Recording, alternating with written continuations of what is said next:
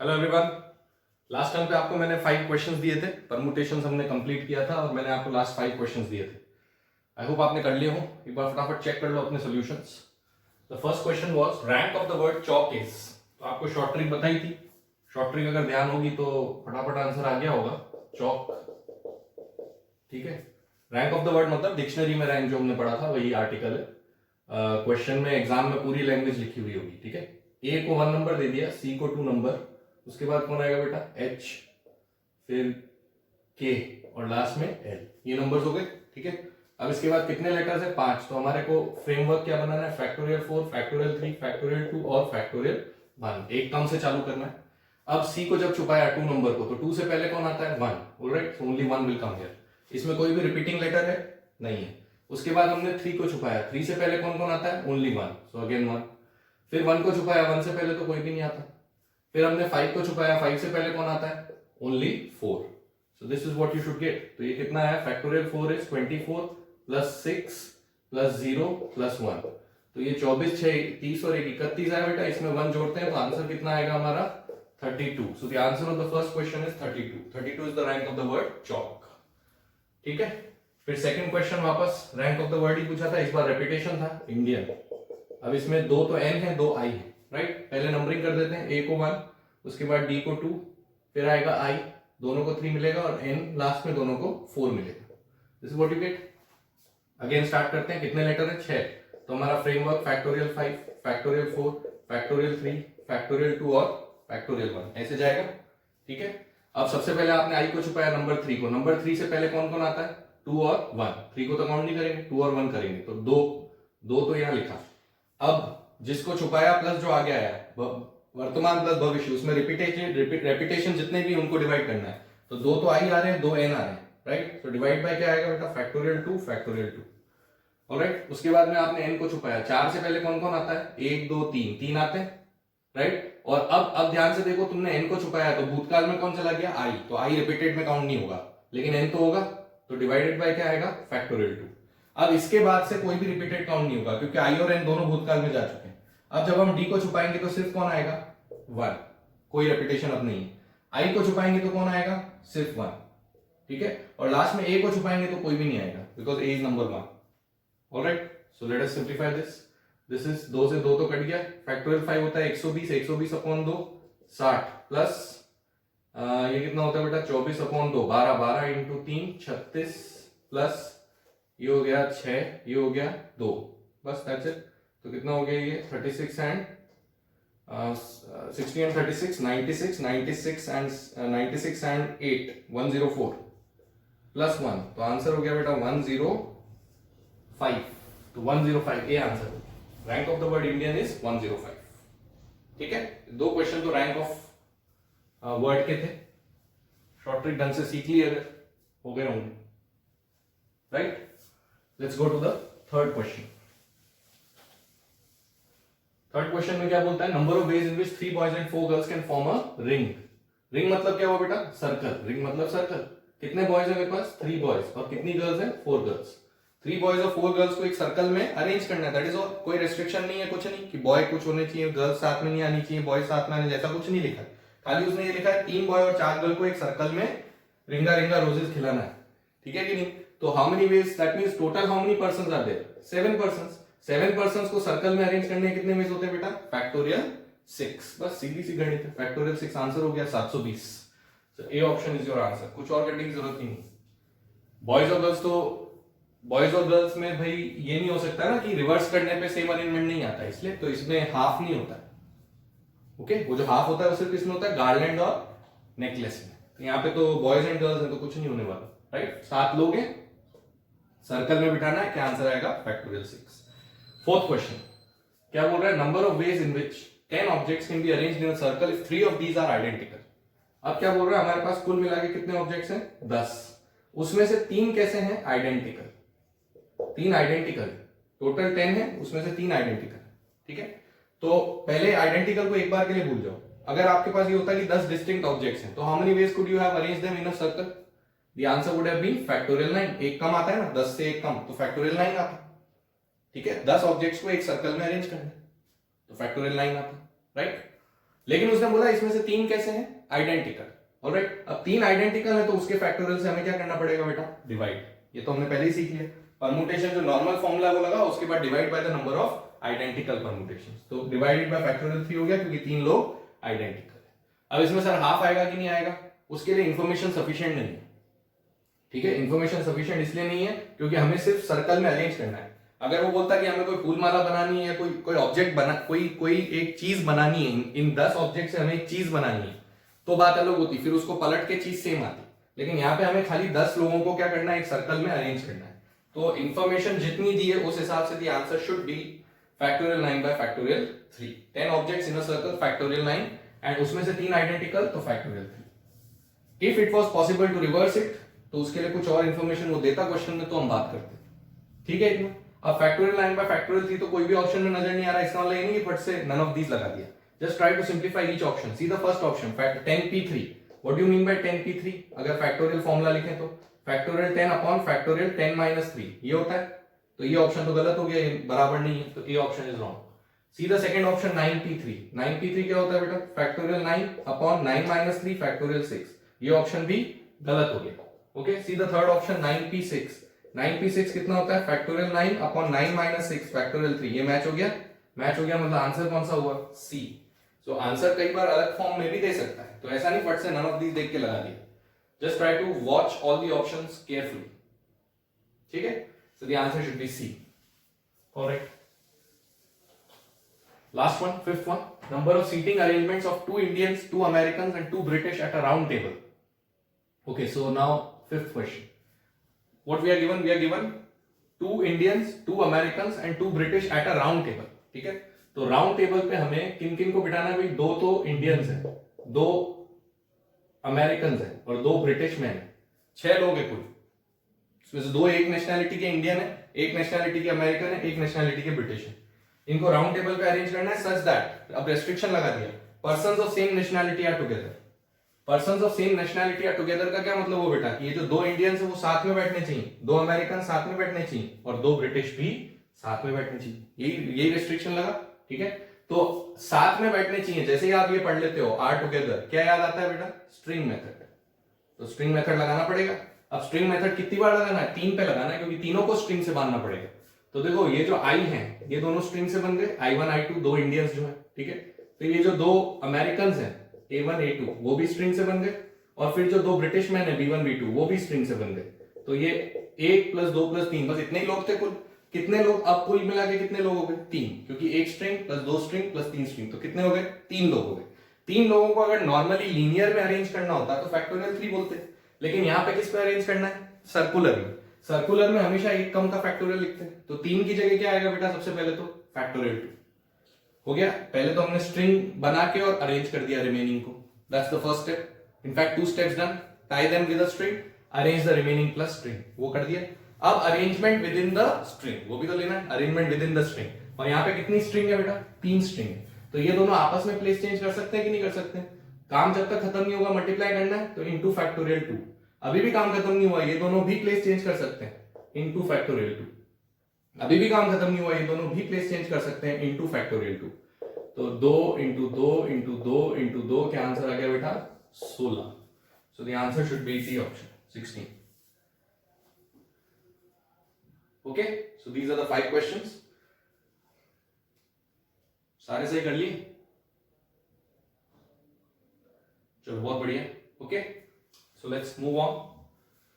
Today we are going to start with combinations. As I said yes on the last term that we have finished permutations.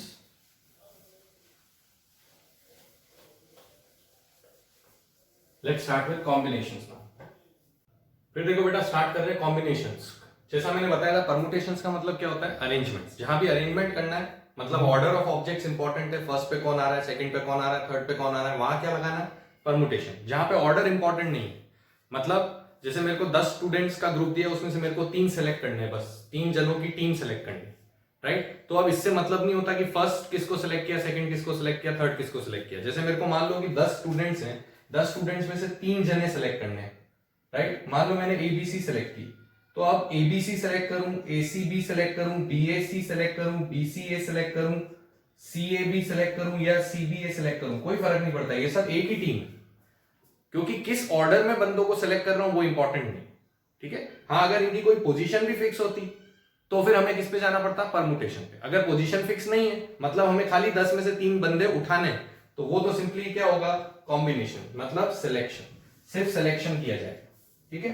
तो combinations वहां use किया जाता है जहां order of objects important नहीं, उसको हम सिलेक्शंस बोलते हैं। So let us first see the articles related to combinations. There are 3 articles, let us see. Number of combinations of n distinct objects taken are at a time. Now, couple of things that you must note. There are how many objects? N distinct objects. Okay, the objects must be distinct, वरना combination का formula नहीं लग सकता। जैसे permutation का formula तो identical में भी लगता है कि आइडेंटिकल के permutation से डिवाइड कर दो।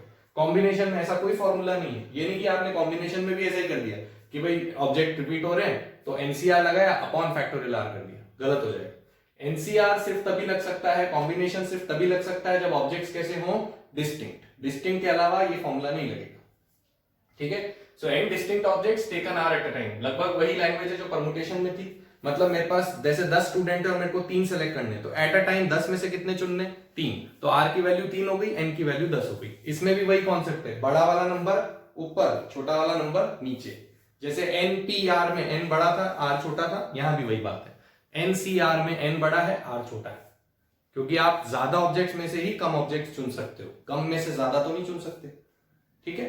तो इसलिए nCr, so number of combinations of n distinct objects taken are at a time is, now the first formula is nCr, that is the straightforward formula कि अगर मेरे को एन में से आर चुनना है और एन के एन डिस्टिंक्ट ऑब्जेक्ट्स है तो कितने वेज में चुन सकता हूं, NCR. This is without restriction, कोई रेस्ट्रिक्शन इस पे नहीं, कोई कंडीशन कोई नहीं है, सीधा सीधा सिलेक्शन करना, ठीक है। तो एनसीआर का फॉर्मूला क्या होता है बेटा, factorial n upon factorial n minus r. ये तो याद है तुम्हें क्या होता था, ये एनपीआर, खाली इसको फैक्टोरियल आर से और डिवाइड कर दो। एनपीआर तक तो फॉर्मूला सेम लिखना है, उसको फैक्टोरियल आर से और डिवाइड कर देना है, तो किसका फॉर्मूला बन जाएगा, एनसीआर का। और वहीं से एक बात मैं ये भी बोल सकता हूं कि नहीं, जरा ध्यान से इधर देखो, इस फैक्टोरियल का आर को अगर आप इधर क्रॉस मल्टीप्लाई कर दो तो एनसीआर इंटू फैक्टोरियल आर बराबर एनपीआर हो गया कि नहीं हो गया, इसको हम एनपीआर बोलते थे। तो nCr multiplied by factorial r बराबर एनपीआर, ये वाली कंडीशन लिखी है, ठीक है। तो बहुत सारे क्वेश्चंस में क्या होता है, जैसे अभी तक हमने सारे क्वेश्चंस एनपीआर से किए हैं, हम उन्हीं क्वेश्चंस को एनसीआर और फैक्टोरियल आर के कॉम्बिनेशन से भी कर सकते हैं, ठीक है। मतलब पहले क्या कर लो, सिलेक्शन। तो इससे एक चीज और क्लियर होगी ना भाई, एनपीआर में सिलेक्शन भी आता है, अरेंजमेंट भी आता है। ऑब्वियसली अगर आपको 10 में से 3 लोगों को 3 चेयर्स पे अरेंज करना है तो पहले आप 10 में से 3 क्या करोगे, सेलेक्ट, फिर उनको उन 3 चेयर्स पे क्या करोगे, अरेंज। तो पहली स्टेप है सिलेक्शन, दूसरी स्टेप है अरेंजमेंट। इसलिए परमुटेशन में दोनों आते हैं। तो वो ये फॉर्मूला बताता भी है कि एनपीआर क्या होता है, पहले एनसीआर यानी सेलेक्ट करो, फिर फैक्टोरियल आर यानी अरेंज करो। So first select and then arrange. So it's a combination of 2 steps which gives you nPr. So you can also use this formula to solve questions on nPr. आप इसको alternative approach से भी कर सकते हो, ठीक है। तो ये तो हमारा फर्स्ट फॉर्मूला हो गया which is without restriction. Clear है बेटा, ठीक। फॉर एग्जाम्पल कोई आपसे बोले भाई सेलेक्ट 3 स्टूडेंट्स आउट ऑफ 10, जो मैंने अभी एग्जांपल दिया कि मेरे को 10 में से 3 स्टूडेंट्स क्या करने हैं, सेलेक्ट, सिर्फ सेलेक्ट करने हैं, तो वो तो सिंपल विदाउट रेस्ट्रिक्शन हो गया। तो मैं सीधा n की वैल्यू 10 और r की वैल्यू 3 रखूंगा, तो कितना आएगा बेटा, 10c3। 10c3 का फॉर्मूला क्या हुआ इसके हिसाब से, फैक्टोरियल 10 फैक्टोरियल 3 फैक्टोरियल 10 माइनस 3 यानी 7, यही हुआ फॉर्मूला, ठीक है। अब फैक्टोरियल का फॉर्मूला कैसे रिड्यूस करते हैं वो आपने सीख लिया है। इस 10 में से क्या बाहर निकलेगा, 10, फिर 9, फिर 8, फिर 7 बचेगा, वो इससे कट जाएगा। और फैक्टोरियल 3 तो 1 2 3 होता ही, तो सॉल्व करके आंसर आ जाएगा, ठीक है। इसी बात को बोलने के लिए मैं डायरेक्ट भी बोल सकता हूं कि मैं सपोज ये फॉर्मूला यूज ही नहीं करूं, तो मैंने आपको एनपीआर 10pr का भी एक ट्रिक बताया था कि नहीं, एनपीआर का ट्रिक बताया था। जैसे आपको कोई बोले भाई 10p3 लिखना है, तो मैंने बोला था कि आप फॉर्मूला मत यूज करो, आप 10 को बैकवर्ड काउंटिंग करके 3 बार रिड्यूस कर लो, मतलब 10 9 8, 3 नंबर आ गए, ये हमारा आंसर है। अब अगर कोई मेरे से बोले 10c3 निकालना है, तो यहां तक तो ट्रिक सेम रही, यहां तक तो ट्रिक सेम रही, डिवाइडेड बाय क्या कर देंगे, फैक्टोरियल 3, जो नीचे लिखा उसके फैक्टोरियल से डिवाइड कर दो। फैक्टोरियल 3 हमें पता है कि 1 से लेके 3 का प्रोडक्ट होता है, ठीक है। तो ये शॉर्ट ट्रिक लगा सकते हैं अगर ये फॉर्मूला नहीं लिखना हो, वैसे लिख के भी वही आएगा, but you can avoid that step. आप ऑलरेडी 10p3 की शॉर्ट ट्रिक सीख चुके हो, तो आपको 10 को बैकवर्ड काउंटिंग से 3 बार रिड्यूस करना है। डिवाइड बाय क्या कर देंगे, फैक्टोरियल ऑफ लोअर नंबर यानी factorial 3, in this case factorial 3 1 2 3 होता है। तो 10pr होता तो खाली ऊपर वाला लिखना है, 10cr है तो नीचे वाला भी लिख दो, ठीक है बेटा, तो इसमें तो कोई दिक्कत नहीं थी। 10C3 ये लिखा हमने, कैलकुलेट कर लिया कि आंसर आया 120। That means how many ways can you select 3 students out of 10? 120। ठीक है, अगर अभी भी आपको एक चीज क्लियर नहीं कि भाई एनसीआर कहां लगाना है, एनपीआर कहां लगाना है, तो मैंने एक चीज और लिख रखी है, उसको ध्यान से देखो। यहां पे मैंने एक चीज लिखी है, C versus P, combination versus permutation. ठीक है, इन दोनों की अगर आप जंग कराओगे तो होगा क्या? अगर आपके पास क्वेश्चन ऐसा है जहां पे आपको खाली क्या करना है, सेलेक्ट, नो अरेंजमेंट रिक्वायर्ड, तो that means you have to use nCr. ठीक है, अब दूसरा इसी का वेरिएंट पढ़ो। अब मेरे को क्या करना है, I have to select 3 students, I have to again select 3 students. Question अभी भी वही है कि select 3 students for 3 posts in the student council. Out of how many students I have? 10 students. अभी भी मेरे पास कितने? 10। अभी भी मेरे को कितने सेलेक्ट करने हैं? 3। लेकिन अब की बार 3 जो सेलेक्ट करने हैं वो 3 पोस्ट्स के लिए सेलेक्ट करने हैं इन द स्टूडेंट काउंसिल। अब स्टूडेंट काउंसिल में तो 3 अलग अलग पोस्ट होंगी। ठीक है, तो कौन सा बच्चा कौन सी पोस्ट पे जाता है वो भी तो इंपॉर्टेंट है। खाली 3 को सिलेक्ट करके वहां भेज दोगे थोड़ी होगा, उनको फिर पोस्ट भी तो असाइन करनी है। ठीक है, तो इस क्वेश्चन और इस क्वेश्चन में फर्क समझे। इस क्वेश्चन में सिर्फ क्या था कि 10 का एक ग्रुप है, उसमें से 3 चुन लो बस। हाँ भाई तुम आ जाओ, तुम आ जाओ, तुम आ जाओ, चलो हो गया काम खत्म। अब क्या हुआ इस क्वेश्चन में, क्या हुआ भाई कि तुम आ जाओ, तुम आ जाओ, तुम आ जाओ, तो ठीक है, लेकिन वो जो बंदे आए हैं उनको कौन सी पोस्ट देनी है वो भी इंपॉर्टेंट है कि भाई हाँ आपको पोस्ट नंबर ए मिली, आपको पोस्ट नंबर बी मिली, आपको पोस्ट नंबर सी मिली। अब वो एबीसी पलट भी सकते हैं, मतलब वहां पे अरेंजमेंट भी होना है। ठीक है, तो whenever you have an additional input, selection के बाद अगर कुछ और अरेंजमेंट भी करना है, मतलब ऑर्डर ऑफ ग्रुप्स इंपॉर्टेंट हो गया, तब आपको क्या लगाना है, परम्यूटेशन। समझ आई बात? Okay, very much looking similar questions, लेकिन एक में ऑर्डर इंपॉर्टेंट नहीं है, एक में ऑर्डर इंपॉर्टेंट है क्योंकि मेरे को पोस्ट्स भी देनी है उनको।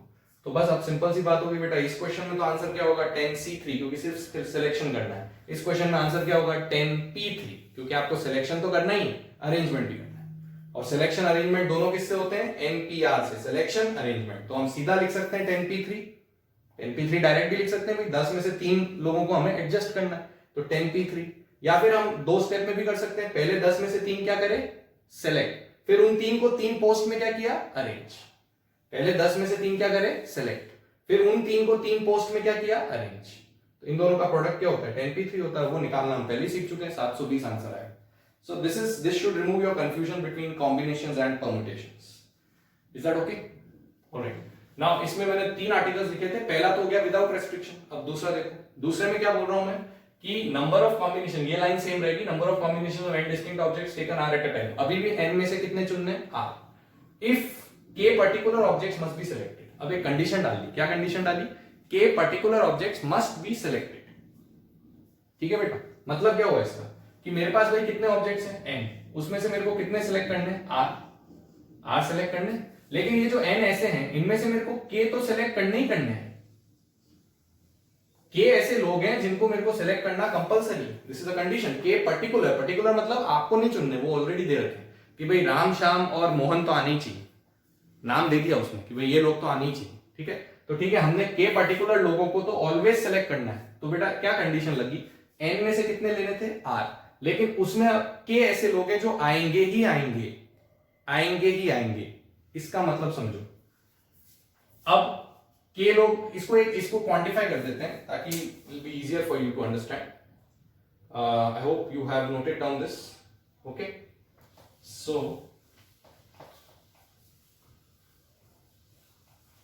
नाउ जस्ट सी, सपोज करो मेरे पास 10 लोग थे, मेरे को 3 सेलेक्ट करने थे, राइट, या चलो मेरे को 5 सेलेक्ट करने थे। ओके, लेकिन उसमें 2 लोग ऐसे हैं, 2 पर्टिकुलर ऐसे लोग हैं जिनको मेरे को सेलेक्ट करना ही करना है। 2 पर्टिकुलर ऐसे लोग हैं जिनको मेरे को सेलेक्ट करना ही करना है, ये मैंने कंडीशन डाल दी। सेम एग्जैक्टली ये चीज लिखी, n की वैल्यू 10 ले ली, r की वैल्यू 5 ले ली, k की वैल्यू 2 ले ली। अब क्या होगा बेटा, 10 में से 2 लोग तो ऐसे हैं जो सिलेक्ट हो गए, होंगे मतलब हो गए, वो तो उनको तो ले ही लिया, राम और मोहन तुम तो आ ही जाओ, तो राम और मोहन तो सिलेक्ट हो गए। अब हमारे पास 10 लोग में से 2 अगर सिलेक्ट हो गए तो बचे कितने बेटा, 8 बचे, 8 आर लेफ्ट और नॉट। अब 8 लोग अभी भी खड़े हुए लाइन में, हमें कितने कुल सेलेक्ट करने थे, 5, उसमें से 2 तो हम कर चुके हैं सिलेक्ट, राम और मोहन 2 तो हम सिलेक्ट कर चुके हैं। तो अब हमें कितने सेलेक्ट करने बाकी रह गए बेटा, 3 सेलेक्ट करने बाकी रह गए कि नहीं रह गए, 8 बचे हुए में से 3 सेलेक्ट करने बाकी रह गए। और 8 में से 3 कितने वेज में सेलेक्ट कर सकते हैं? 8C3। वापस फर्स्ट फॉर्मूला, क्योंकि अब रेस्ट्रिक्शन खत्म हो गया, रेस्ट्रिक्शन हमने सेटिस्फाई करा दिया। अब हमारे पास 8 लोग बचे हैं, 3 सेलेक्ट करने हैं, तो क्या आंसर आएगा?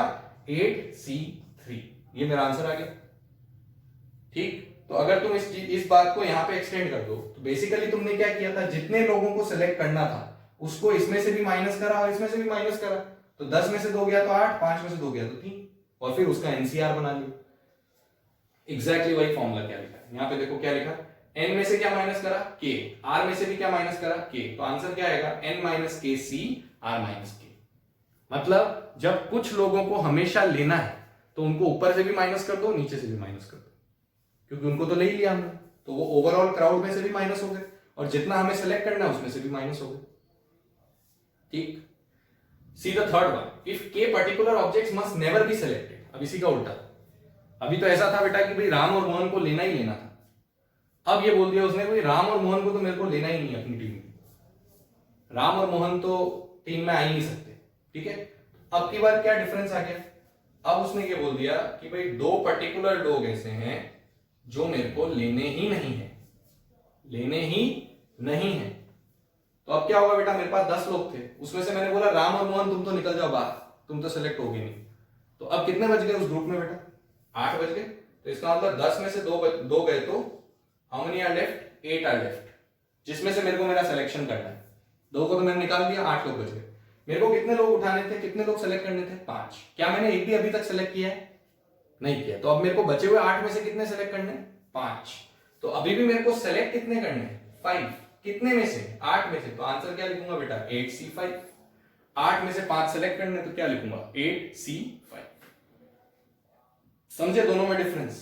इसमें जो पर्टिकुलर ऑब्जेक्ट्स थे वो इसमें से भी माइनस हुए, इसमें से भी माइनस हुए। ठीक है, इसमें जो पर्टिकुलर ऑब्जेक्ट्स हैं वो खाली ऊपर में से माइनस हुए, नीचे में से नहीं हुए, क्योंकि वो सेलेक्ट नहीं हुए, खाली वो इसमें से रिमूव हुए।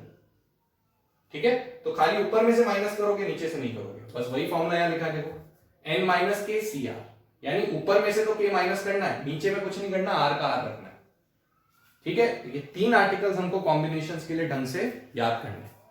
ऑलराइट, एक तो विदाउट रेस्ट्रिक्शन। अच्छा, हर केस में ऑब्जेक्ट्स कैसे होने चाहिए? डिस्टिंक्ट। रिपीटेड ऑब्जेक्ट्स हैं तो कैसे डील करना है वो बाद में सिखाऊंगा, पर ये मत कर देना कभी भी फॉर्मूला नहीं लगा सकते। ठीक है, तो एक तो विदाउट रेस्ट्रिक्शन हो गया एनसीआर। जब के ऑब्जेक्ट्स को हमेशा लेना है तो के को इसमें से भी घटा दो, इसमें से भी घटा दो, कारण समझा दिया। ठीक है, फिर के को अगर कभी भी नहीं लेना है तो खाली ऊपर से घटाओ, नीचे से मत घटाओ। So these are the 3 articles which you should know for combinations. Is that clear? Now to explain this whole concept I have taken an example, just copy down that example, वो डिस्कस करने वाला हूं। ठीक है बेटा, तो ये आपने नोट कर लिया, वो एक बार क्वेश्चन एक बार उतार लो ढंग से, उसको डिस्कस करेंगे, और उसमें मैं ये सारे आर्टिकल्स आपको एक्सप्लेन करने वाला हूं जो अभी मैंने लिखे, कि भाई कैसे एक एक चीज यूज होती है। ठीक है, इस क्वेश्चन को ध्यान से समझो, इट्स एन इंटरेस्टिंग क्वेश्चन। देखिए क्या है क्वेश्चन में, cricket team of 11 is to be selected from a squad of 16 players of whom 6 are batsmen. Okay, let us start. हमारे पास बैट्समैन कितने हैं? We have 6 batsmen. Then bowlers how many we have? We have 5 bowlers. Bowlers की तो हमेशा ही कमी रही भारत में. Then 2 are wicket keepers. Wicket keepers के लिए 2 ऑप्शन है। ठीक है बेटा, और लास्ट क्या है? ऑलराउंडर्स। ऑलराउंडर्स कितने हमारे पास? 3। तो देखो 6 5 11 2 13 और 3 16, कुल मिला के कितने लोग हैं मेरे पास? 16 का स्क्वाड अवेलेबल है। ठीक है, इस स्क्वाड में से मेरे को कितने लोग चुनने अपनी टीम में? 11। क्रिकेट टीम तो 11 की होती, तो मेरे को इसमें से 11 सेलेक्ट करने। यही बात हुई। अब इसमें कॉम्बिनेशन करना है कि अरेंजमेंट करना है? ऑब्वियसली कॉम्बिनेशन करना है, क्योंकि आपको टीम बनानी है। टीम बनाने में ऑर्डर से तो मतलब ही नहीं है ना, कि भाई पहला कौन सिलेक्ट हुआ, दूसरा कौन सिलेक्ट हुआ, इससे मतलब होता ही नहीं। इस मतलब इससे होता है कि 11 लोग कौन से सिलेक्ट हुए। ठीक है, तो इसलिए यहाँ पे हमें कॉम्बिनेशन यूज करना है, पहली बात। ऑलराइट, अब इसमें मैंने कुछ 5 पार्ट्स लिए हैं। Late us C the first part. Just see the first part. क्या बोल रहा है फर्स्ट पार्ट में? In how many ways can the team be selected without restriction? First तो विदाउट रेस्ट्रिक्शन हो गया। अब विदाउट रेस्ट्रिक्शन में बेटा इससे मतलब ही नहीं कि कौन कितने बैट्समैन है, कितने बॉलर है, कितने विकेट कीपर है, कितने ऑलराउंडर है, उससे मतलब ही नहीं। सीधी सी बात ये होगी कि मेरे पास कितने लोग हैं? 16। कितने चुनने हैं? 11। कोई से भी चुनूं, कोई रेस्ट्रिक्शन है ही नहीं। हो सकता है ना भाई कि मैं बैट्समैन बॉलर्स चुन लूं सारे बस, और कोई चुनू ही नहीं, 6 और 5 11 हो गए, उसने बोला ही नहीं ना रेस्ट्रिक्शन, तो कुछ भी पॉसिबिलिटी अलग है। तो इसका मतलब मेरे को ये बाइफर्केशन जो किया हुआ है इसकी जरूरत ही नहीं है। मेरे पास 16 लोग हैं, मेरे को 11 चुनने हैं। How many ways can I do it? 16C 11। So the answer of the first part is 16C 11। समझ आई? 16C 11। ठीक है बेटा, राइट? तो फर्स्ट पार्ट में तो फर्स्ट फॉर्मूला लग गया बिकॉज विदाउट रेस्ट्रिक्शन था, तो 16C 11। अब सर 16C 11 कैलकुलेट कैसे करेंगे? तो उसके लिए तो आपके पास फॉर्मूला है, ठीक है? और फॉर्मूला नहीं है तो एक काम और कर सकते हैं, वो ये है कि कभी भी अगर मेरे पास NCR आता है तो मैं उसको NCn-R लिख सकता हूं। Remember this property, NCR is the same as NCn-R। मतलब ऊपर वाला तो क्या रखना है? सेम। नीचे वाले में क्या करना है? अपर माइनस लोअर करना है। ऊपर वाला क्या रखना है? सेम। नीचे वाले में क्या करना है? अपर माइनस लोअर। ठीक है? क्यों करना है बेटा? इजीली देखो, समझ सकते हो। NCR का मतलब factorial n upon factorial R factorial n-R होता था, ठीक है? इधर भी अगर मैं फॉर्मूला लगाऊं RHS में तो क्या आएगा? देखो, ऊपर तो फैक्टोरियल है, नीचे फैक्टोरियल n-R, क्योंकि ये R का काम कर रहा है, ये पूरा R का काम कर रहा है, multiplied by factorial of n-R हो जाएगा, क्योंकि मेरे को यहाँ n-R लिखना है। n तो कितना है मेरा? n है, लेकिन R कितना है मेरा? n-R। अब देखो इसको ध्यान से, n से n तो कट गया और माइनस माइनस क्या बन गया? प्लस। तो ये दोनों सेम हो गए कि नहीं हो गए? ध्यान से ऑब्जर्व करो, ये R बन गया और ये n-R बन गया और ये n बराबर है।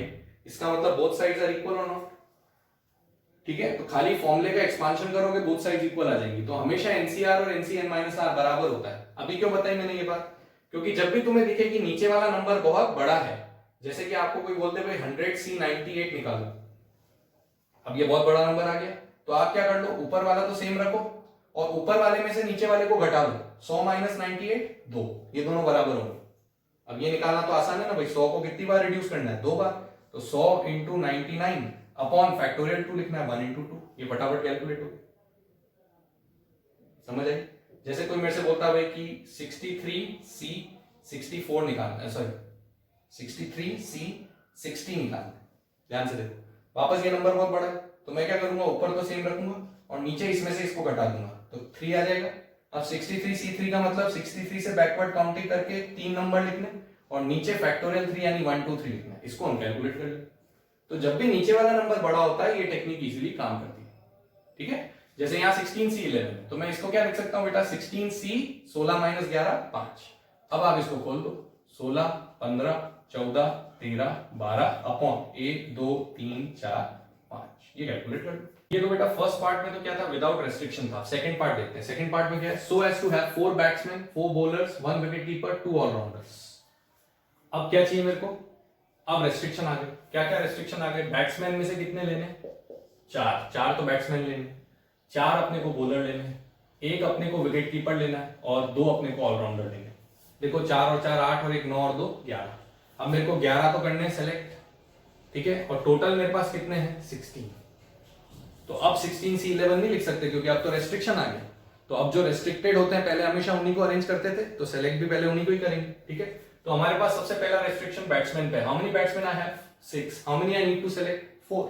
सो consider this as a separate question. आपको 6 में से 4 चुनने हैं, तो आप 6 में से 4 कितने वेज में चुन सकते हो? 64।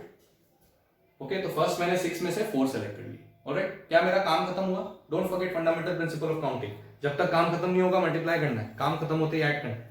अभी मेरा काम खत्म नहीं हुआ है, मेरे 4 ही खिलाड़ी हैं, मेरे को 11 खिलाड़ी चाहिए, तो अभी मैं क्या करूंगा बेटा? मल्टीप्लाई। अब मेरे को बॉलर्स 5 है, उसमें से कितने लेने? 4। क्या आएगा? 5C4, 5 में से 4 ले लिए, ठीक? काम अभी भी खत्म नहीं हुआ, अभी 4 और 4 8 लोग आए, मल्टीप्लाइड बाय 2 विकेट कीपर में से 1 लेना है, 2C1। 4 4 8 और 1 9 लोग आ गए। अब लास्टली 3 ऑलराउंडर में से 2 लेने, तो multiplied by 3C2। This should be the answer of the second part. जो भी रेस्ट्रिक्शंस थे हमने सारे फॉलो कर लिए। 4 बैट्समैन आ गए, 4 बॉलर आ गए, 1 विकेट कीपर आ गया, 2 ऑलराउंडर आ गए, 11 की टीम बन गई, ठीक है? तो फर्स्ट पार्ट विदाउट रेस्ट्रिक्शन था, सेकंड पार्ट में कुछ रेस्ट्रिक्शन लगा दिया तो भी कर लिया, ठीक है? कैलकुलेट तुम कर लोगे। ऑलराइट, थर्ड पार्ट पे आ रहा हूं। थर्ड पार्ट क्या बोलता है? So as to always include batsman Virat and Sachin. अब और रेस्ट्रिक्शन लगा दिया। अब क्या बोला उसने कि भाई आपको बैट्समैन विराट और सचिन को तो लेना ही लेना है। अब ये कौन सा आर्टिकल आ गया? सेकंड वाला जो समझाया था कि particular object should always be selected. तो यहाँ पे कितने पर्टिकुलर प्लेयर्स हैं जिनको सिलेक्ट करना जरूरी है? दो पर्टिकुलर प्लेयर्स है जिनको सिलेक्ट करना जरूरी है, एक तो विराट और एक सचिन, दो को तो सिलेक्ट करना ही करना है, ठीक है। तो अब क्या करेंगे बेटा, जिन दो को सिलेक्ट करना है, मतलब तुम इधर देखो, ये हो गया सेकंड पार्ट। ऑलराइट नाउ, अच्छा अब जब हम थर्ड पार्ट कर रहे हैं तो क्या सेकंड पार्ट वाली कंडीशन लगानी है, 4 बैट्समैन 4 बॉलर, एक विकेट कीपर 2 ऑलराउंडर? नहीं लगानी, वो उसी क्वेश्चन की थी। अब वो कंडीशन खत्म हो गई, अब खाली कंडीशन ये है कि विराट और सचिन 2 बैट्समैन को हमें लेना ही लेना है, इसके अलावा जिसकी मर्जी तुम्हें लो, जितने लेने लो, बस 11 होने चाहिए कुल, ठीक है। तो अब क्या हो गया भाई कि बैट्समैन में 2 लोग हैं, कौन 2 लोग हैं, विराट एंड सचिन, उनको तो हमें लेना ही लेना, उनको तो लेना ही लेना, ठीक है राइट। तो उन दोनों को तो लेना ही लेना, मतलब उनको तो ले लिया उनको तो, मतलब विराट आ गया, सचिन आ गया, ये 2 तो आ गए, यानी 11 में से कितने खिलाड़ी आ गए, 2 आ गए। अब कितने बचे सिलेक्ट करने के लिए, 9, और 16 में से अगर 2 निकाल दूं तो कितने बच गए, इस ग्रुप में कितने बच गए, स्क्वाड में कितने बच गए, अब 14। तो अब मेरे पास कुल मिला के 14 प्लेयर बच गए, ठीक है बेटा। मतलब कौन सा फॉर्मूला लगाया मैंने, याद आ गया, n - k c r - k, alright. n कितना था मेरा, 16 में से कितने पर्टिकुलर प्लेयर आए, 2, c r कितने लेने थे, 11 में से कितने प्लेयर आ गए, 2, तो आंसर क्या आएगा, 14C9। What is the answer of this question, 14C9, क्योंकि 16 में से 2 तो वो निकल गए जो सेलेक्ट हो गए, और 11 में से भी 2 वो निकल गए जो सिलेक्ट हो गए, अब तो 9 ही सिलेक्ट करने,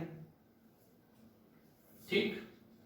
फोर्थ पार्ट में क्या बोल रहा है, so as to always exclude मतलब इनको हटाना है, किसको हटाना भाई, एक तो ऑलराउंडर जडेजा को और एक बॉलर पठान। अब एक तो ऑलराउंडर उड़ाना अपने को और एक बॉलर उड़ाना है, अब की बार हटाना है। हटाने में क्या करते थे याद है, खाली ऊपर से माइनस करते थे, राइट, यस। तो अब की बार क्या करना है मेरे को, अब डिफरेंस ये हो गया भाई कि एक तो मेरे को बॉलर हटाना है, कौन हटाना है, पठान, और एक मेरे को ऑलराउंडर हटाना है, कौन हटाना है, जडेजा। इन दोनों को मेरे को हटाना है, कौन सी कैटेगरी में से हटा रहा हूं is not important. Why is it not important, क्योंकि हमारे पास ये रेस्ट्रिक्शन नहीं है कि कितने लोग हमें लेने हैं हर कैटेगरी के, वो खाली सेकंड पार्ट में था, अब नहीं है। अब तो हमें खाली इतना पता है कि 16 लोग हैं, उसमें से 11 लेने हैं, ठीक है। अब हमें किस किस को निकाल देना, एक इसको निकालना है, एक इसको निकालना है, तो पठान और जडेजा को आपको क्या करना है, हटाना, राइट। तो आपके पास कुल कितने लोग थे, 16 में से 2 लोग तो हट गए, क्योंकि इनको तो हमने काउंट ही नहीं करना है। लेकिन अभी भी लोग कितने लेने हैं, कुल मिला के 11, एक भी नहीं लिया अभी तो मैंने। तो अब मेरे को 16 - 2 यानी 14 में से 11 लेने हैं, तो आंसर क्या आएगा बेटा, 14C11। अब क्या आंसर आएगा, 14C11। 2 लोगों को उड़ा दिया, बाकी 14 में से हमने 11 लेने, ठीक। Last part, now the last part is,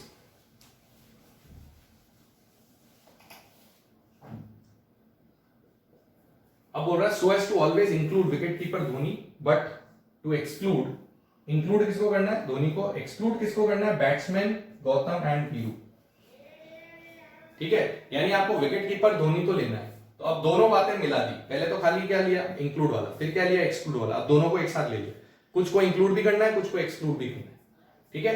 तो कोई खास बात नहीं बेटा, देखो क्या क्या हो गया, अब देख लेते हैं यहाँ क्या क्या हुआ। एक तो हमें विकेट कीपर में किसको लेना है भाई, धोनी को लेना, ऑलराइट। और एक हमें बैट्समैन में 2 लोगों को नहीं लेना, एक तो हमें गौतम को नहीं लेना और एक हमें वीरू को भी नहीं लेना। इन 2 बैट्समैन को निकाल दो और धोनी को ले लो, ये करना है, राइट। तो अब देखो आपको कुल मिला के कितने लोग लेने थे, अब आपको धोनी तो लेना है और गौतम और वीरू आपको नहीं लेने, alright. So 1 is to be included, 2 are to be excluded। तो अभी सबसे पहले तो ये देखते हैं कि 16 में से कितने लोग बच गए मेरे पास, कितने लोग उस ग्रुप में अभी भी खड़े हैं। तो धोनी निकल गया क्योंकि उसको मैंने सेलेक्ट कर लिया, गौतम और वीरू निकल गए क्योंकि उनको मैंने रिजेक्ट कर दिया। कितने लोग निकले कुल मिला के, 3। तो 16 में से कितने लोग निकल गए, 3, मतलब बचे कितने बेटा, 13। अब लेने कितने थे मेरे को, 11 लेने थे। अब 11 में से एक तो मैं ले चुका हूं, 11 में से एक तो मैं ले चुका हूं, इसका मतलब अब मेरे को कितने लेने बचे होंगे, 10। इन 2 को तो मैंने निकाल दिया। अब दोनों कॉन्सेप्ट याद करो, दोनों कॉन्सेप्ट में क्या था, ऊपर तो माइनस होना ही था, तो ऊपर तो तीनों माइनस हो गए, लेकिन नीचे सिर्फ कौन माइनस होता था, जो सिलेक्ट हो गया। सिलेक्ट कौन हुआ, धोनी, तो नीचे सिर्फ धोनी माइनस होगा, ये दोनों माइनस नहीं होंगे। बस तो दोनों चीजें कंबाइन कर दी, तो आंसर क्या है बेटा, 13C10। तो आंसर आ गया 13C10। 13C10 को 13C3 भी लिख सकते हैं, बिल्कुल सर लिख सकते हैं, 13 - 10 is 3।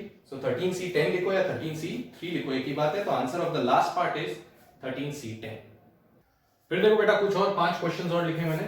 Let us discuss 5 more questions based on the basic concept of combinations जो अभी हमने पढ़ा था, राइट? 3 आर्टिकल्स हमने देखे कॉम्बिनेशंस में, मतलब 3 डिफरेंट टाइप्स ऑफ फॉर्मूले and the fundamental principle of counting, ठीक है? This is all you require to solve questions on combinations. कोई नई चीज की जरूरत नहीं है, एक बार देखते हैं 5 क्वेश्चंस, पहले आप इनको नोट कर लो, ठीक है? These are some very common questions which are there in selections or combinations. All right.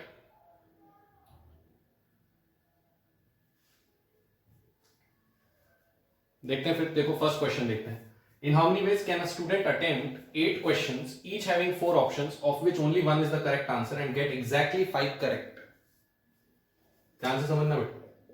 First question, कितने टोटल क्वेश्चंस हैं? 8. उसको 8 क्वेश्चंस अटेम्प्ट करने, ठीक है? हर क्वेश्चन के 4 ऑप्शन है, मतलब मल्टीपल चॉइस क्वेश्चन है, ए बी सी डी, उसके 4 ऑप्शन है और एक ही ऑप्शन करेक्ट है, ठीक है? ए बी सी डी में से एक ऑप्शन करेक्ट है. अब इस स्टूडेंट को 8 के 8 अटेम्प्ट करने हैं और उसमें से एग्जैक्टली 5 करेक्ट लाने हैं. अब ध्यान से समझो कि तुम जैसे कोई भी पेपर या कोई भी क्वेश्चन अटेम्प्ट कर रहे हो जिसमें 4 ऑप्शन है, तो तुम करेक्ट ऑप्शन कितने वेज में मार्क कर सकते हो? सिर्फ एक वे में. जैसे मान लो कोई क्वेश्चन में दे रहा हूं, जैसे ये क्वेश्चन है, इसमें एबीसीडी ऑप्शन है, ए आंसर है, तो मेरे को ए मार्क करना पड़ेगा ना. अगर मैं बीसीडी मार्क करूंगा तो गलत हो जाएगा, ए मार्क करूंगा तो सही होगा. सो करेक्ट कितने वेज में किया जा सकता है क्वेश्चन को बेटा? ओनली 1 वे. लेकिन इनकरेक्ट कितने वेज में किया जा सकता है क्वेश्चन को? 3 वेज में. यस, जैसे ए आंसर है तो मैं बीसीडी लगा दूं तो गलत हो जाएगा, ए लगाऊंगा तो करेक्ट होगा.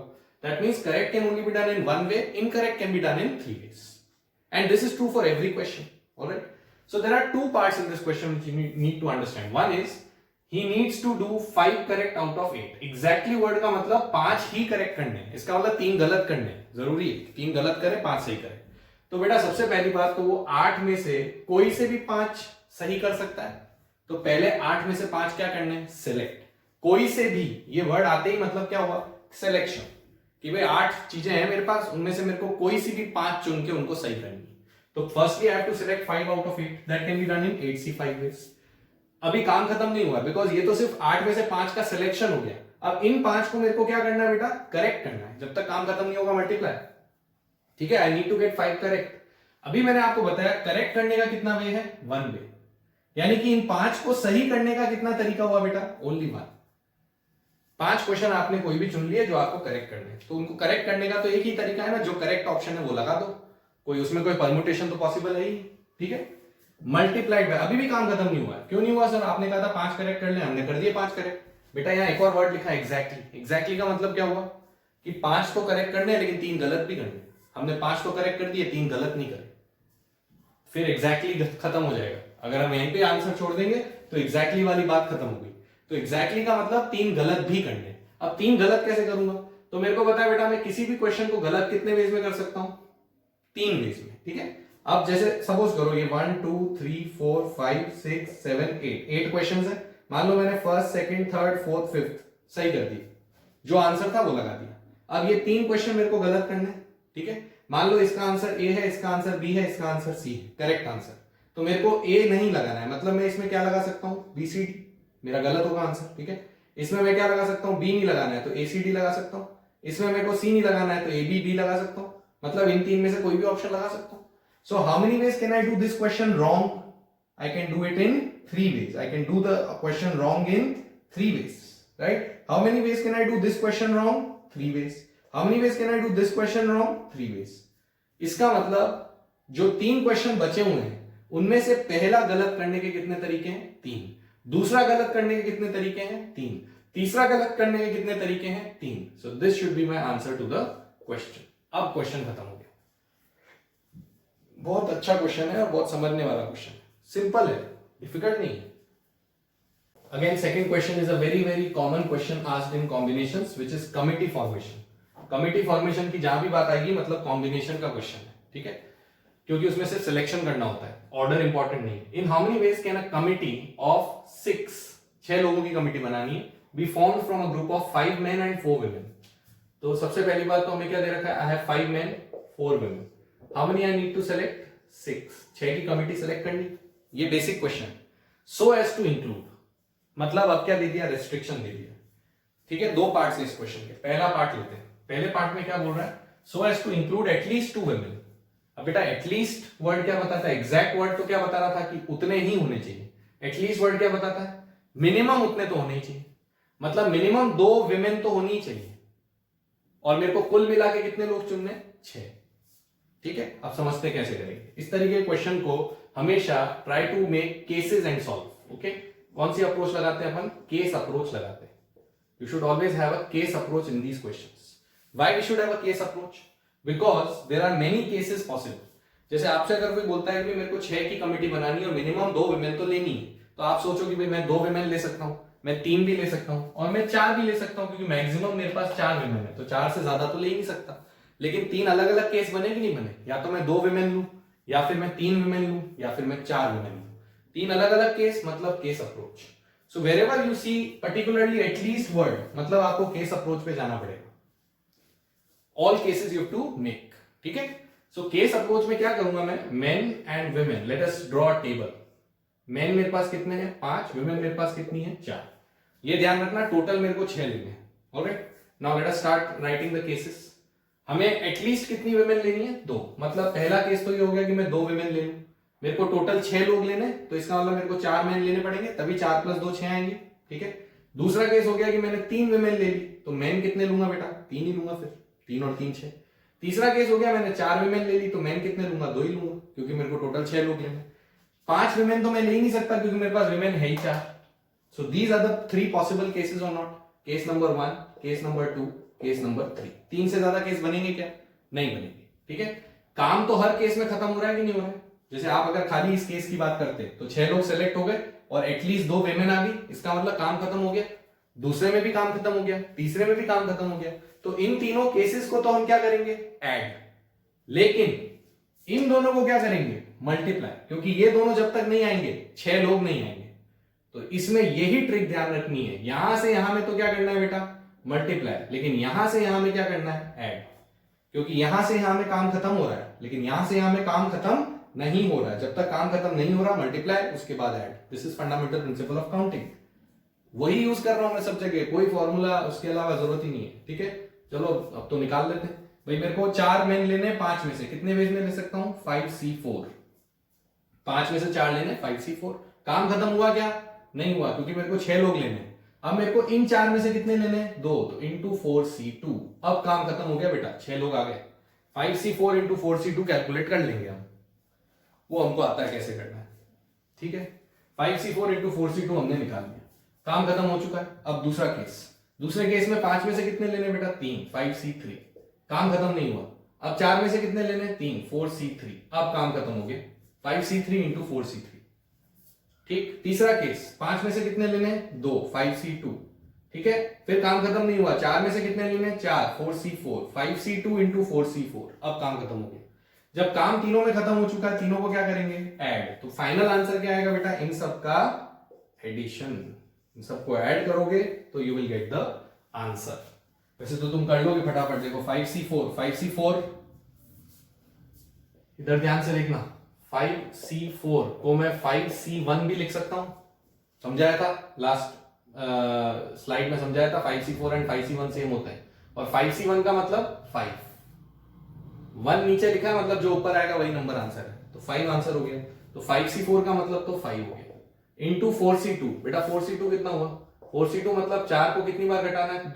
2 नंबर तक घटाना, और नीचे 1 इंटू 2 लिखना है। तो 2 से गया 2, 3 इंटू 2 6, 6 इंटू 5 कितना हो गया? 30। तो फर्स्ट पार्ट का आंसर आया 30, मतलब इसका फर्स्ट केस का। सेकंड में 5C3 है। अब देखो 5C3 लिखे या 5C2 लिखे, एक ही बात है। 5 में से 3 गया 2, तो यहां 2 लिख सकता हूं। 5C2 का मतलब 5 को कितनी बार घटाना है? 2 बार। 5 इंटू 4 अपॉन 1 इंटू 2, 2 से 2 गया, कितना है बेटा? 10। तो यहां आया 10 इंटू 4C3। 4C3 का मतलब 4C3 लिखो या 4C1 लिखो, एक ही बात है, और 4C1 4 होता है। 1 आते ही ऊपर वाला नंबर ही आंसर आएगा। तो यहाँ पे मेरे पास कितना आया? 4। 10 इंटू 4 40। तीसरे में 5C2, 5C2 अभी निकाला था, कितना था? 10 इंटू 4C4। 4C4 देखो इधर, देखो 4C4 लिखूं या 4C0 लिखूं, एक ही बात है। 4 में से 4 गया तो 0। 4C4 और 4C0 सेम होता है, और 4C0 हमेशा 1 होता है। नीचे जैसे ही 0 आया तो आंसर 1 आना। नीचे 1 आया तो आंसर ऊपर वाला आएगा, नीचे 0 आया तो आंसर 1 आएगा, और बाकी सॉल्व करना आपको आता है। तो इसका मतलब ये 10 इंटू 1 कितना हो गया बेटा? 10। बस इन सबको ऐड करना है। 40 और 30 70 और 10 80। क्या आंसर आया फर्स्ट पार्ट का? 80 आंसर आया। इस तरीके से फटाफट कैलकुलेशन करनी है। So first part answer will B 80। ठीक है। सेकेंड पार्ट क्या बोल रहा है सेकेंड पार्ट में? Of course again I use the case approach. Case approach कहीं नहीं जाने वाली, क्योंकि इसमें भी केसेस बनेंगे तो आपको फिर केस अप्रोच ही यूज करनी। ठीक है। अब की बार क्या बोला है? Men are in majority. अब मेन मेजोरिटी में होनी चाहिए। अब बेटा सेलेक्ट कितने लोग करने हैं? 6 लोगों में मेजोरिटी कब आएगी? जैसे 6 लोगों से वोटिंग कराओ तो मेजोरिटी कब आएगी? जब एक तरफ 4 हो एक तरफ 2, या एक तरफ 5 हो एक तरफ 1 हो, या फिर एक तरफ 6 हो एक तरफ 0 हो। 3 केस में मेजोरिटी आ सकती। 3 में तो मेजोरिटी नहीं आएगी। ठीक है। तो इसका मतलब अगर मेरे को मेन मेजोरिटी में चाहिए तो मेरे को मिनिमम मेन 4 चाहिए कि नहीं चाहिए? तभी तो मेजोरिटी आएगी। तो फिर विमेन उस केस में 2 चाहिए। या फिर मेन कितने लूं मैं? 5, तो विमेन कितनी चाहिए? 1। क्या मैं मेन 6 ले सकता हूं? ले नहीं सकता, क्योंकि मेन है ही कितने? 5। बस तो ये 2 ही केस बने कि नहीं बने जिसमें मेन मेजोरिटी में आएंगे। मतलब मेन की संख्या विमेन से कम होनी चाहिए, सॉरी मेन की संख्या विमेन से ज्यादा होनी चाहिए, तब मेजोरिटी आएगी। ठीक है। तो इन दोनों केस में ही आएगी, इसके अलावा नहीं आएगी। So there are how many cases? 2 cases. बस अब वापस वही सॉल्व कर लेते हैं। यहाँ पे 5 में से कितने चुनने? 4, 5C4। काम खत्म नहीं हुआ। 4 में से कितने चुनने? 2। अब काम खत्म हो गया। 5C4 into 4C2। इधर 5 में से कितने चुनने बेटा? 5। इधर 4 में से कितने चुनने? 1। काम खत्म हो गया। 5C5 into 4C1। इन दोनों को बेटा ऐड करेंगे तो आंसर आ जाएगा। ठीक है। फटाफट निकाल लो। 5C4 और 5C1 सेम होता है, तो पहले केस में कितना आया? 5 इंटू 4C2 निकाला था पहले 6 इंटू 5 30, प्लस 5C5 बताया था 1 और 4C1 यानी 4 इंटू 1 4। कितना हो गया ऐड करने पे? 34। What is the answer of the second part? It is 34। Again it's a very common problem of combination. There are 20 persons in a room. ठीक है। 20 पर्सन्स हैं and each person shakes hands with every other person once. हर जने ने एक दूसरे जने से हाथ मिलाया एक बार। ठीक है। हमें निकालना है total number of handshakes. Total कितने हैंडशेक्स होंगे वो बताना। राइट। तो अब बेटा जैसे देखो 20 लोग हैं कमरे में, मान लो उन 20 में मैं भी हूं तुम भी हो। ऑलराइट। तो मैं कितने लोगों से हाथ मिलाऊंगा? 19 लोगों से। हर जने से मिलाना है तो इसका मतलब मैं 19 लोगों से हाथ मिलाऊंगा ना। मतलब मैं 19 हैंडशेक्स करूंगा। तुम कितने हैंडशेक्स करोगे? तुम भी 19 ही करोगे। तुम अपने को छोड़ के बाकी सबसे हाथ मिलाओगे, तुम भी 19 हैंडशेक करोगे। तुम्हारा दोस्त एक और है, वो कितने हैंडशेक करेगा? वो भी 19 करेगा। हर जना 19 हैंडशेक करेगा। ऐसे कुल मिला के कितने लोग हैं? 20 है। इसका मतलब ये 19 कितनी बार आएगा बेटा? 20 बार आएगा कि नहीं आएगा? 19 19 19 19 19 कितनी बार हैंडशेक आएंगे? 20 बार, क्योंकि हर आदमी 20 बार, हर आदमी 19 बार हैंडशेक कर रहा है और कुल आदमी कितने हैं? 20। तो अगर मैं इन सबको जोड़ लूं तो टोटल हैंडशेक्स आ जाएंगे मेरे पास। 19 को 20 बार जोड़ने का मतलब 19 मल्टीप्लाइड बाय 20 कितना होता है? 380। कुल मिला के कितने हैंडशेक्स हुए?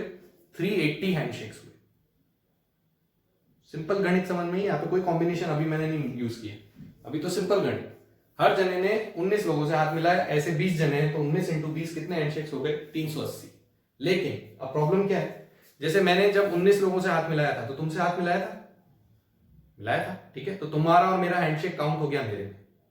तुमने जब 19 लोगों से हाथ मिलाया तो मेरे से भी हाथ मिलाया, तो तुमने तो मेरा वाला हैंडशेक वापस काउंट कर लिया। अपन दोनों का जो हैंडशेक था वो कितनी बार काउंट हो गया बेटा? 2 बार। मेरे में भी काउंट हो गया, तुम्हारे में भी काउंट हो गया। ऐसा ही हर आदमी के साथ हुआ। उसने जिसके भी साथ हैंडशेक किया उसके दूसरे वाले के में भी काउंट हुआ और उसके वाले में भी काउंट हुआ। यानी इन हैंडशेक्स में हर हैंडशेक कितनी बार काउंट हो रहा है? 2 बार। तो इसको हमें 2 से क्या करना पड़ेगा? डिवाइड। और जब हम 2 से इसको डिवाइड करेंगे तो आंसर कितना आएगा बेटा? 190, जो कि करेक्ट आंसर है। How many handshakes will take place? 190 handshakes will take place, not 380। 380 में तो हर हैंडशेक 2 बार काउंट हो रहा है। जैसे ए ने बी से हाथ मिलाया तो ए ने भी उसको काउंट किया, बी ने भी उसको काउंट किया, तो 2 बार हैंडशेक काउंट हो गया। तो इसलिए 2 से डिवाइड करेंगे। ये तो हो गई बेसिक समझ। सर इसको कॉम्बिनेशन में क्यों डाला हुआ है? क्योंकि बेटा कॉम्बिनेशन से एक स्टेप में क्वेश्चन सॉल्व हो गया। आप ये सोचो कि हैंडशेक करने के लिए कितने लोग चाहिए? एक हैंडशेक करने के लिए कितने लोग चाहिए? 2। ठीक है। इसका मतलब मैं जितने भी वेज में 2 लोगों को चुन सकता हूं उतने ही हैंडशेक्स हो सकते हैं। जितने डिफरेंट वेज में मैं 2 लोगों को चुन सकूंगा उतने ही डिफरेंट हैंडशेक्स हो पाएंगे। मेरे पास कुल कितने लोग हैं? 20। कितने चुनने? 2। यानी 20 में से 2 चुनने के जितने भी वेज होंगे उतने ही हैंडशेक्स होंगे। AB को चुन लो, BC को चुन लो, AC को चुन लो, AD को चुन लो, कोई भी दो चुनने, जितने चुनोगे उतने हैंडशेक्स होंगे। यानी सिंपली आंसर क्या है 20C2। 20 में से कितने चुनने हैं? 2। अब ये निकाल के देख लो, देखो यही आएगा 20C2 बोलना तो आई गया। 20 को कितनी बार लिखना है? 2 बार, रिवर्स काउंटिंग, और नीचे 1 इंटू क्या लिखना है? 2। 2 से 1 घटा 10, 19 इंटू 10 कितना हो बेटा? 190। यही आंसर आया ना तुम्हारा 190। तो कभी भी हैंडशेक की प्रॉब्लम आती है सीधा MC2, that is the answer. Fourth question बोलता है there are 8 teams participating in IPL where each team plays a match against every other team twice. Now that's again a very common question. IPL कितने लोग बहुत seriously follow करते हैं IPL? हाँ, हम भी देखते हैं, मजा आता है। ऑफ कोर्स मैं ऐसे कैलकुलेट कर सकता हूं जैसे मैंने हैंडशेक्स कैलकुलेट किए थे कि भाई एक टीम कितने गेम खेल रही है, ऐसे ऐसे निकाल सकते हैं। जैसे आपने बोला भाई एक टीम है, पहली टीम है, जैसे कि भाई CSK है, ठीक है, CSK ने कितने गेम खेले, तो CSK कितनी टीम्स के अगेंस्ट गेम खेलेगी? 7 टीम्स के अगेंस्ट, और हर टीम के अगेंस्ट 2 बार गेम खेलेगी, तो 7 इंटू 2 कितने गेम खेलेगी? 14। तो ऐसा ही हर टीम, जैसे कि मुंबई इंडियंस है, वो भी कितने गेम खेलेगी? 14। हर टीम 14 गेम खेलेगी कि नहीं खेलेगी? और ऐसी कितनी टीम्स हैं? 8। इसका मतलब ये 14 14 कितनी बार आएगा बेटा? 8 टाइम्स आएगा कि नहीं आएगा? तो 14 मल्टीप्लाइड बाय 8 हो गया, 14 मल्टीप्लाइड बाय 8 हो गया, विच इज 112, राइट। बट इस 112 में फिर क्या प्रॉब्लम हुई? वही जो हैंडशेक्स में हुई थी। जब CSK ने अपने 14 गेम गिने, तो उसमें उसके साथ मुंबई इंडियंस के 2 गेम भी तो काउंट हुए, और जब मुंबई इंडियंस ने अपने 14 गेम गिने, तो उसके साथ CSK के भी तो 2 गेम काउंट हो गए। इसका मतलब हर गेम कितनी बार काउंट हुआ? 2 बार। तो फिर हमें इसको किससे डिवाइड करना है बेटा? 2 से। तो आंसर क्या निकल के आएगा? 56। This is manual calculation. Okay, जिसको NCR नहीं आता वैसे कैलकुलेट करेगा। अब मुझे NCR आता है तो मैं क्या बोलूंगा सीधा कि फोर्थ क्वेश्चन है, मेरे पास कितनी टीम्स है बेटा? 8। कोई भी एक गेम क्रिएट करने के लिए मेरे को कितनी टीम्स चाहिए? 2 टीमों को भिड़ाऊंगा ना आपस में, कोई भी 2 टीम उठाऊंगा। जैसे मैंने CSK और MI उठाई तो उनके बीच में मैच करा दिया, मैंने MI और DC उठाई, उनके बीच में मैच करा दिया, कोई भी 2 टीम उठाई उनके बीच में मैच करा दिया। तो इसका मतलब एक मैच होने के लिए 2 टीम चाहिए, राइट। तो मेरे पास कितनी टीम्स है? 8। How many ways can I select 2 teams? 8C2। How many ways can I select 2 teams? 8C2 ways. मेरे को हर टीम को दूसरे के अगेंस्ट कितने गेम खिलाने? 2। तो इसलिए इसको मल्टीप्लाई किससे करना पड़ेगा बेटा? 2 से। एक ही खिलाते तो 8C2 आंसर था। जैसे एक बार हैंडशेक कर रहे हैं तो 20C2 आंसर है, 2 बार कर रहे होंगे तो डबल करना पड़ेगा कि नहीं करना पड़ेगा? तो इसको भी डबल कर दिया। अब सॉल्व कर लो बस। 8C2 कितना होगा? 8 को 2 बार रिड्यूस किया, नीचे 1 इंटू 2 और इंटू 2, 2 से 2 कट गया, 8 इंटू 7 56। देखो क्या आंसर आया था आपका? 56। तो इसकी जरूरत ही नहीं है, मैं सीधा बोल दूंगा दैट 8 में से 2 सेलेक्ट करने, और डबल क्यों करना है? क्योंकि हर टीम 2 बार खेल रही है। So answer will be 56। Last question देखते हैं, fifth question. There are 7 intermediate stations, another very interesting problem. 7 intermediate stations between Udaipur and Jaipur. अब देखो क्या बोल रहा है इसमें, उदयपुर एंड जयपुर, इसके बीच में 1 2 3 4 5 6 7 ऐसे 7 स्टेशंस हैं। उदयपुर से जयपुर ट्रेन जा रही है, उसके बीच में 7 इंटरमीडिएट स्टेशंस, ठीक। How many different kinds of tickets need to be printed for all possible journeys for a train going from Udaipur to Jaipur of the same class? Of the same class का मतलब क्या हो बेटा? Train में सफर किया है ना, पता होगा, first class, second class, third AC, second AC, अलग अलग क्लासेस होती कि नहीं होती, ठीक है, sleeper class etcetera. So there are various classes in train journey, okay. तो वो आपसे बोल रहा है कि कोई भी एक क्लास उठा लो, जैसे आपने थर्ड AC क्लास उठाया या सेकंड AC क्लास उठाए, कोई सी, उसके लिए डिफरेंट काइंड्स ऑफ टिकट्स कितने प्रिंट कराएं जिससे कि all possible journeys for a train going from Udaipur to Jaipur हो जाए। पहली चीज जो इसमें समझनी है वो क्या समझनी कि ट्रेन का डायरेक्शन क्या है। ट्रेन का डायरेक्शन है उदयपुर से जयपुर, मतलब ट्रेन इस डायरेक्शन में चल रही है। मान लो वो हमें डायरेक्शन नहीं दे, तो फिर बेटा अपने को फॉरवर्ड जर्नी भी लेनी है, रिवर्स भी लेनी है, मतलब उदयपुर टू जयपुर भी लेना है, जयपुर टू उदयपुर भी लेना है। ऑफ कोर्स ये तो कॉमन सेंस है कि उदयपुर से जयपुर में जितने टिकट्स प्रिंट कराने होंगे, जयपुर से उदयपुर में भी उतने ही कराने होंगे, खाली फ्रॉम और टू क्या हो जाएगा, इंटरचेंज हो जाएगा, पर टिकट तो उतने के उतने ही होंगे। फ्रॉम टू की जगह आ जाएगा, टू फ्रॉम की जगह आ जाएगा, राइट। तो यहां पे तो उसने स्पेसिफाई कर रखा है कि ट्रेन कहां से कहां जा रही है, उदयपुर से जयपुर, तो खाली उदयपुर से जयपुर के डायरेक्शन में ही देखना है, नहीं देगा तो फिर रिटर्न जर्नी भी गिनेंगे, ओके। अब फिर उसने एक और बात क्या बोली कि all possible journeys for a train going from Udaipur to Jaipur. अब देखो उदयपुर से जयपुर जब ट्रेन जा रही है तो बीच में कितने स्टेशन है बेटा? 7। और उदयपुर और जयपुर को मिला लो तो कितने हो गए? 9। इसका मतलब आपके पास कुल मिला के कितने स्टेशन है? 9 स्टेशन हो गए। क्योंकि उसने इंटरमीडिएट के लिए नहीं पूछा, उसने बोला पूरी सारी जर्नीज जो उदयपुर से जयपुर हो। अगर वो ऐसा बोलता for all possible journeys at these intermediate stations, तो फिर हम सिर्फ इन 7 को लेते। अगर वो ये बात बोलता तो नहीं बोल रहा, सारे लेंगे, बीच वाले 7 भी लेंगे और शुरू और आखिरी वाला भी लेंगे। तो कितने स्टेशन हुआ हमारे पास? 9। अब तुमसे बोल रहा है कि इसमें कितने टिकट प्रिंट कराने पड़ेंगे डिफरेंट, जिससे कि हर जर्नी पॉसिबल हो जाए। सारे तीनों के तीनों क्वेश्चन एक ही जैसे बेटा। फिर से तुम्हें ऐसा सोचना है, पहले तो मैं बेसिक कॉन्सेप्ट समझाता हूं। जैसे कोई बंदा यहां से चढ़ा, उदयपुर से चढ़ा, एक पैसेंजर है यहां से चढ़ा, राइट? उसके पास उतरने के लिए मैं इनको नंबरिंग दे रहा हूं। लेट्स नंबर दी स्टेशंस 1 से 9। ये बंदा जो यहां से चढ़ा, इसके पास उतरने के लिए कितने स्टेशन है? 8 स्टेशन है कि नहीं? 1 को छोड़ दो, 1 पे तो चढ़ा है। 2 से 9 में कहीं पे भी उतर सकता है कि नहीं उतर सकता है? मतलब जो बंदा 1 पे चढ़ा, ठीक है, मतलब from 1 to how many options are available? 8 options are available. 2 से लेके 9 तक कहीं पे भी उतर जाए, ठीक है। जो बंदा 2 स्टेशन नंबर से चढ़ा, उसके पास 7 ऑप्शन है कि नहीं उतरने के लिए? 3, 4, 5, 6, 7, 8, 9, इसके पास 7 ऑप्शन। जो बंदा 3 नंबर से चढ़ा, उसके पास 6 ऑप्शन है, एक एक ऑप्शन कम होता जा रहा है। इसी तरीके से जो बंदा 8 नंबर पे चढ़ेगा, उसके पास एक ही ऑप्शन है उतरने का, जयपुर। इधर ओके, जयपुर पे तो कोई चढ़ेगा नहीं बिकॉज ट्रेन रुक गई वहां, right? So these are the possible ways in which a person can get on and get off the train. समझ आई? तो अब गेट ऑन गेट ऑफ करना है तो हर तरीके की जर्नी का टिकट भी तो होना चाहिए। जैसे कोई बंदा भाई 1 पे चढ़ा, उसके पास 8 ऑप्शन है ना उतरने के, तो 8 तरीके के टिकट प्रिंट कराने पड़ेंगे कि नहीं मेरे को? कि भाई 1 से 2, 1 से 3, 1 से 4 सारे टिकट प्रिंट कराने पड़ेंगे। तो इसका मतलब इस जर्नी के लिए, इस पॉसिबल जर्नी के लिए मेरे को 8 टिकट प्रिंट कराने पड़ेंगे। इस वाली जर्नी के लिए मेरे को 7, इस वाली जर्नी के लिए 6 और इस वाली जर्नी के लिए 1 टिकट प्रिंट कराना पड़ेगा। इन सबको मैं ऐड कर लूं अगर, तो मेरे पास टोटल टिकट्स आ जाएंगे कि नहीं जो मेरे को प्रिंट कराने पड़ेंगे? तो वो तो बेटा 1 से लेके 8 तक का सम हो गया। 1 + 2 + 3 + 4, ये हुआ कि नहीं हुआ? ये निकालना है ना, ये ठीक है, ये तो निकाल ही सकते हो। कितना आ रहा है? 36। अब अगर मैं एनसीआर की दृष्टि से देखूं तो मुझे खाली इतनी सी बात समझ में आनी चाहिए, जैसा मैंने इनमें समझाया, कि अगर मेरे को कोई भी जर्नी करनी है उदयपुर से जयपुर के बीच में, तो बेटा मेरे को 2 स्टेशन चाहिए कि नहीं चाहिए? एक जर्नी के लिए 2 स्टेशन चाहिए, एक जिस पे मैं चढ़ूंगा, दूसरा जिस पे मैं उतरूंगा। 2 ही स्टेशन चाहिए। कुल कितने स्टेशन? 9। उसमें से मेरे को कितने चाहिए? 2।